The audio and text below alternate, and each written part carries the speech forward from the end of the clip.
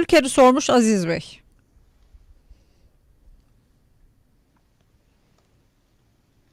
Bu arada bu Sayın Mehmet Şimşek'in açıklamaları vardı. Orada hani bazı hani KDV istisnaları vesaire kalkacak gibi şeyler vardı. Gıda ona dahil olur mu bilmiyorum. Çünkü gıdada %1, %8 KDV'nin olduğu çok ürün var. Hani bu haberler netlik kazanana kadar belki biraz şey olabilir ama genel manada hani piyasa düzeltmesi diyebiliriz burada da. 100 psikolojik bir seviye. Daha önce de test edilip dönülen seviyeler. 100 lira izlemek lazım. 100 liranın altı biraz görünüm burada da bozulabilir. Ama 100 liraya kadar mevcutta pozisyon varsa taşımaya devam edilebilir bence.